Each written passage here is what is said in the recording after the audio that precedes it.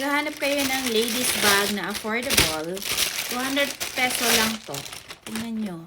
Ito ay two-way. Ganyan po siya. Nakalagay dito, fashion and bag. Yan yung brand ata. Tapos, meron itong sling. Ito yung sling niya. Ganyan lang siya, snap, straight to the point. Wala namang masyadong special sa loob. And then, meron siyang kasamang sling. Adjustable yung sling niya. Tapos, ganyan lang.